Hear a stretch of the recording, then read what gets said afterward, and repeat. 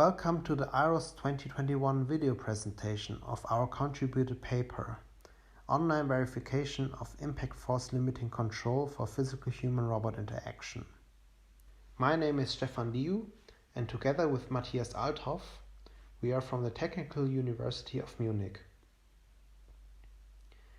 Physical human-robot interaction means that robots can have physical contact with humans. These can be in the form of collaborative manufacturing, industrial robots, surgical robots, or exoskeletons. The ultimate challenge of physical human-robot interaction is that robots must not cause any harm to humans.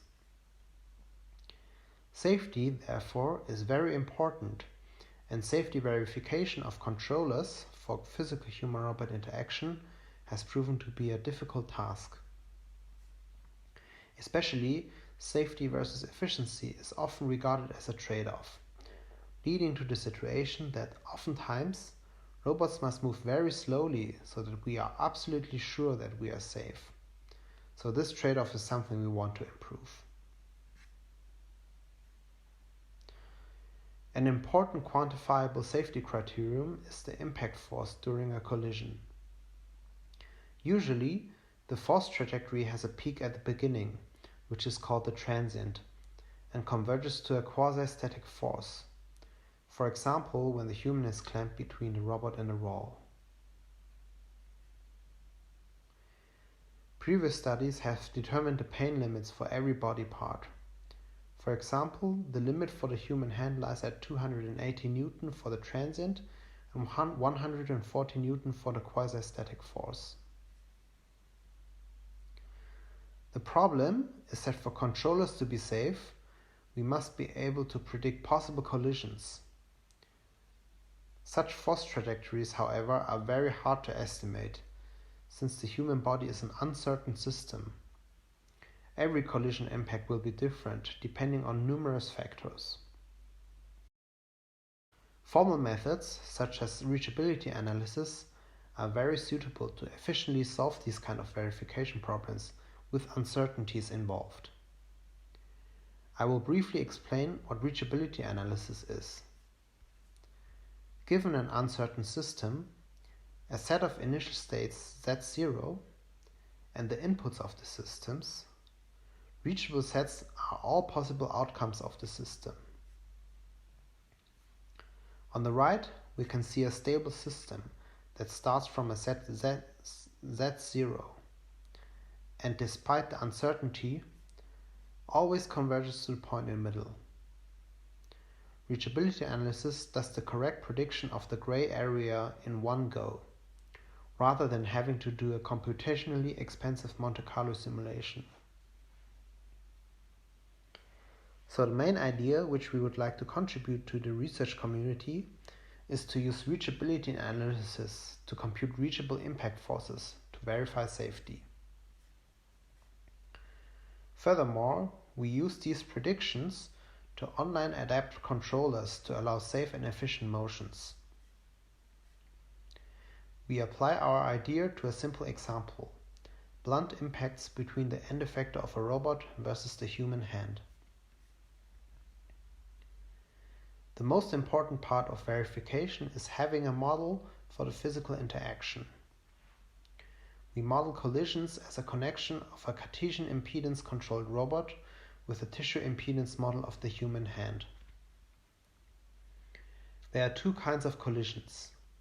In unconstrained collisions, the human is able to move away, while in constrained collisions, the human is clamped, for example between the robot and the table. For simplicity, we just show the equations for the one-dimensional constrained collision model.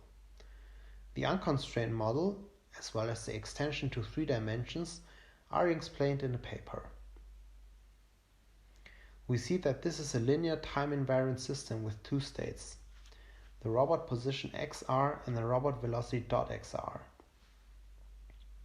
The output of the system is the collision force. The input is an expression of the desired trajectory xd. We add uncertainty to the system by introducing the additive disturbance W in the state equations, and a measurement error set V in the output equation. Now we have a model structure, but there are unknown parameters such as mass of the hand, damping, and stiffness coefficients. And the disturbances are also unknown. We propose an identification that finds optimal values for the unknown parameters.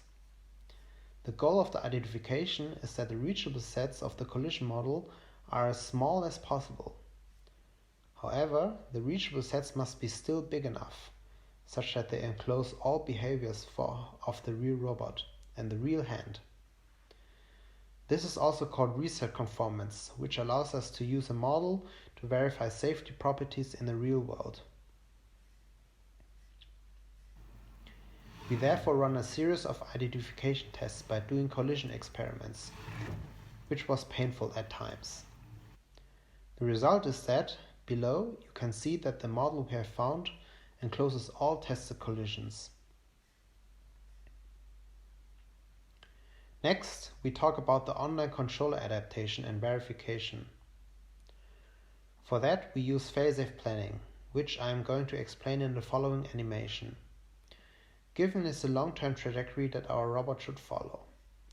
At each time instant k, we generate a so-called fail-safe maneuver, which leads us to a safe stop at time tb. We verify the fail-safe maneuver, meaning that we do the impact force prediction for the green trajectory. If it is safe and verified, we know that we can continue on a long-term trajectory until k+1, which is the first part of the green path. However, since our trajectory crosses an unsafe region, the fail-safe maneuver is not verified. In this case, we simply switch to the previously verified fail-safe maneuver. The advantage of this approach is that we do not need to verify the whole long-term trajectory, but only the fail-safe maneuvers, which only needs a very short prediction horizon. This vastly reduces conservativeness and increases task efficiency while remaining safe at all times. Let us look at step 2 in detail, where we do the impact force prediction. Given is the fail-safe maneuver XD, which stops the robot at stopping time TB. At first, we need to predict the time interval at which the collision may happen in the future. This can be done by detecting the position of the human and making assumptions on their maximum speed and acceleration. The actual collision may happen at any time between TC and TB, so all scenarios within this interval must be taken into account. At next, we determine the set of possible initial states Z0, which consists of the possible robot and hand velocities during the collision time interval. Thirdly, we obtain the input set, which, if you remember, is a function of the desired fail-safe trajectory XD. At last, we compute the reachable impact forces over time, using the initial set and the input set, and check the transient and quasi-static limits. In this example, the reachable force violates the transient limit. Now let us look at the resulting robot behavior. We assume that we are able to track the position of the human hand. When the human is sufficiently far away, the robot can move at normal speed, since an unsafe collision is not possible. If the hand moves closer to the robot, it detects possible collisions in the future. Thus, the Phaseif planner adapts the speed of the robot, such that the force limits are not violated. When we collide with the robot, we have ensured through our reachability analysis and a model that is conforming to the real behavior that an unsafe collision force is impossible. To summarize, we introduced a novel method for safety verification of physical human-robot interaction. We demonstrated our concept for a simple example that formally limits the impact force of the human hand versus the robot end effector. Our online verification approach is safe and improves the task efficiency.